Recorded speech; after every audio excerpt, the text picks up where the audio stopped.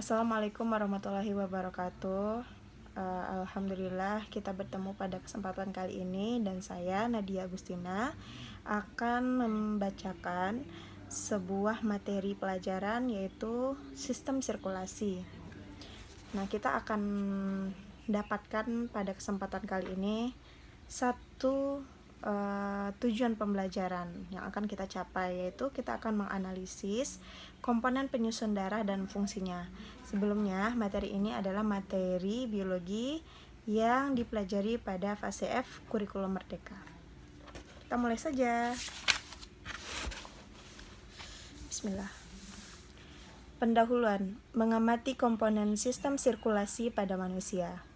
Jantung dan darah membentuk hubungan kerja fungsional dalam sistem sirkulasi. Jantung berfungsi sebagai pemompa darah ke seluruh bagian tubuh.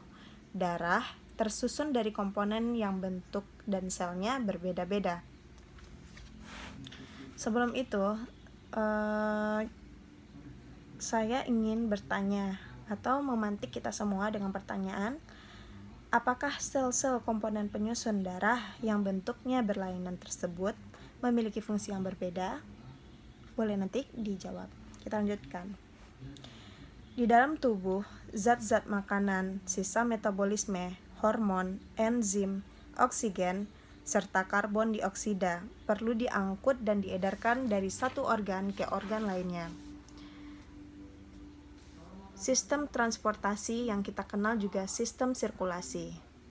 Sistem ini meliputi sistem peredaran darah, sistem peredaran cairan limfa atau sistem limfa. Pada bab ini akan kita bahas hal-hal yang berkaitan dengan sistem sirkulasi, yaitu sistem peredaran darah dan sistem peredaran limfa. A. Sistem peredaran darah pada manusia. Sistem peredaran darah pada manusia merupakan sistem peredaran darah tertutup dan sistem peredaran darah ganda. Disebut sebagai sistem peredaran darah tertutup karena darah mengalir di dalam pembuluh darah. Disebut juga sebagai sistem peredaran darah ganda karena dalam satu kali peredaran, darah 2 kali melewati jantung. Selanjutnya, fungsi sistem peredaran darah, yaitu A. Transportasi. Makanan, garam mineral, gas, hormon, enzim, dan zat-zat lainnya dibawa oleh darah untuk diedarkan ke seluruh tubuh. Zat-zat sisa metabolisme dibawa oleh darah menuju ke paru-paru, ginjal, dan kulit untuk dikeluarkan dari tubuh. B. Penjaga suhu tubuh. Metabolisme menghasilkan energi berupa panas. Darah membawa energi panas tersebut ke seluruh tubuh. C. Fungsi perlindungan. Darah melindungi tubuh terhadap cedera dan invasi benda asing. Mekanisme pembekuan darah dapat mencegah tubuh kehilangan darah. D. Penyangga atau buffering. Protein darah bertindak sebagai penyangga atau buffer, melawan perubahan asam basa untuk mempertahankan pH optimum darah.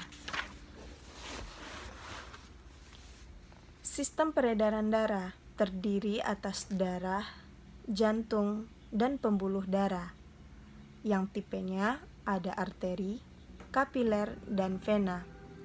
Jantung merupakan alat pompa untuk mengalirkan darah. Pembuluh darah merupakan serangkaian saluran atau tuba tempat darah mengalir. Sedangkan darah adalah cairan yang mengalir di dalam pembuluh darah. Oke, kita lanjutkan. Pertama, darah. Darah merupakan jaringan ikat khusus yang terdiri atas sel-sel darah, keping darah, dan metrik yang berbentuk cairan atau plasma. Darah memiliki karakteristik sebagai berikut.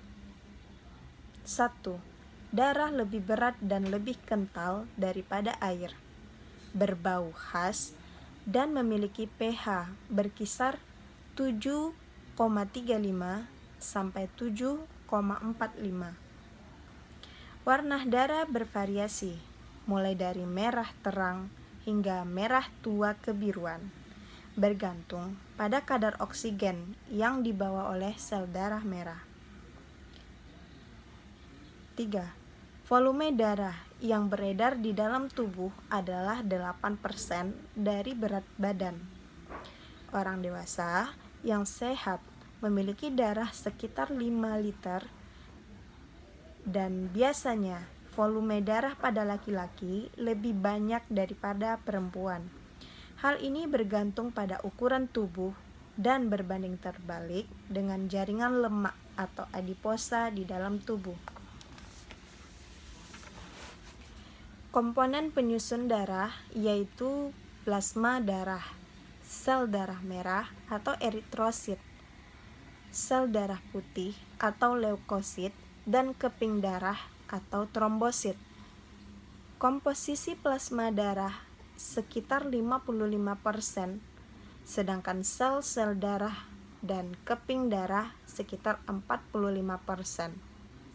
Sel darah dan keping darah lebih berat dibandingkan plasma darah, sehingga komponen tersebut dapat dipisahkan melalui teknik sentrifugas atau metode yang melalui teknik ini digunakan untuk mempercepat proses pengendapan partikel-partikel.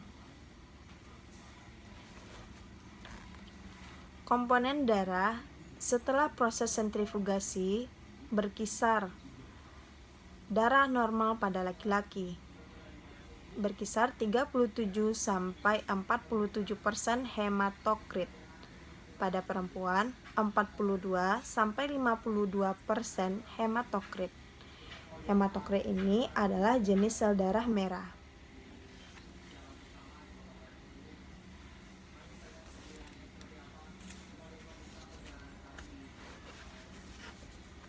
Baiklah, kita akan masuk ke komponen penyusun darah. Pertama, plasma darah. Plasma darah adalah cairan berwarna bening kekuningan, mengandung 92% air, 7% protein plasma, serta 1% bahan campuran kompleks organik, anorganik, dan gas darah. 1. Protein plasma. Terdapat 3 jenis protein plasma yang utama, yaitu 1. Albumin, 2. Globulin, 3. Fibrinogen. Kita akan bahas pertama, albumin. Merupakan protein plasma yang terbanyak sekitar 55-60% dari jumlah protein plasma. Disintesis di hati bermuatan negatif yang sangat kuat untuk mengikat molekul kecil agar dapat diedarkan melalui darah dan berperan untuk menjaga tekanan osmosis koloid darah. 2. Globulin. Ia membentuk sekitar 35% protein plasma. Ada beberapa jenis globulin. Pertama, alfa dan beta globulin. Disintesis di hati dan berfungsi sebagai molekul pembawa lipid atau lemak, hormon, dan berbagai substrat lainnya. 2. Gamma globulin atau imunoglobulin merupakan antibodi yang berfungsi dalam imunitas tubuh dan disintesis di jaringan limfoid. 3. Fibrinogen membentuk sekitar 4% protein plasma, disintesis di hati, dan berfungsi pada mekanisme pembekuan darah. Albumin dan globulin merupakan protein penyusun serum sehingga disebut serum albumin dan serum globulin. Serum itu adalah cairan darah yang tidak mengandung fibrinogen. Pada plasma darah juga terdapat serum lipoprotein, yaitu senyawa biokimiawi yang mengandung protein dan lemak. Serum lipoprotein dapat berbentuk enzim, antigen, dan toksin. Gamma globulin merupakan protein dengan muatan negatif yang terlemah dan berfungsi sebagai antibodi. Antibodi adalah protein yang dapat mengenali dan mengikat antigen tertentu. Antigen adalah molekul protein asing yang memacu pembentukan antibodi. Jadi, antibodi akan terbentuk jika ada antigen yang masuk ke tubuh. 2. Bahan campuran kompleks. Masih soal plasma darah. Bahan campuran kompleks mengandung bahan organik, antara lain glukosa, lemak, urea, asam urat, kreatin, kolesterol, dan asam amino. Garam mineral pada plasma darah antara lain natrium klorida, natrium bikarbonat, garam kalsium, fosfor, magnesium, besi, dan sulfat. Plasma darah juga mengandung gas darah, seperti oksigen, karbon dioksida, dan nitrogen. Mengandung enzim, antigen, dan hormon.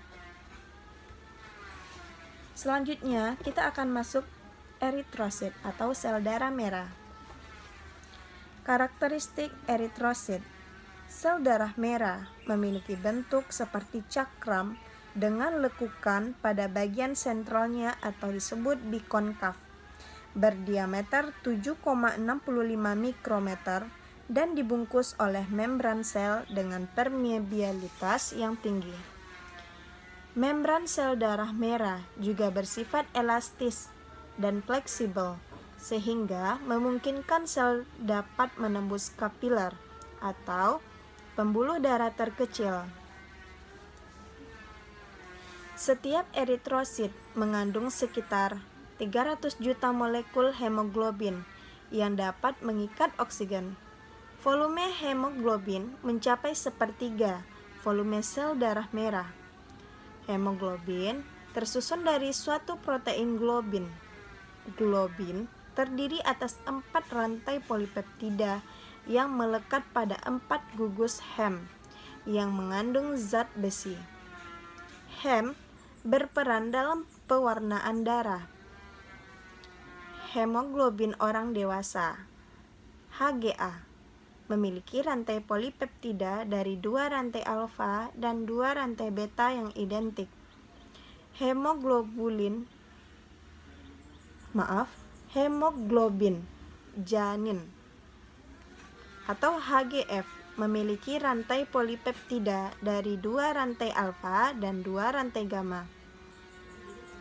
HGF atau hemoglobin janin memiliki afinitas atau kecenderungan membentuk ikatan kimia terhadap oksigen yang lebih besar dibandingkan HGA atau hemoglobin orang dewasa. Kedua, jumlah eritrosit. Jumlah sel darah merah pada laki-laki sehat sekitar 4,2 juta sampai 5,4 juta sel per milimeter kubik darah. Sedangkan pada perempuan sehat sekitar 3,8 sampai 4,8 juta sel per milimeter kubik darah. Satu tetes darah kita kira-kira setara dengan 50 mm kubik atau 50 mikroliter. Hematokrit adalah rasio volume eritrosit yang dipisahkan dari plasma darah menggunakan metode sentrifugas dibandingkan dengan volume total darah. Nilai sampel darah dinyatakan dalam persentase hematokrit laki-laki, yaitu 42% sampai 54%. Sedangkan hematokrit perempuan yaitu 37% sampai 47%. Ketiga, fungsi eritrosit. Eritrosit berfungsi untuk mengedarkan oksigen ke seluruh jaringan melalui pengikatan oksigen oleh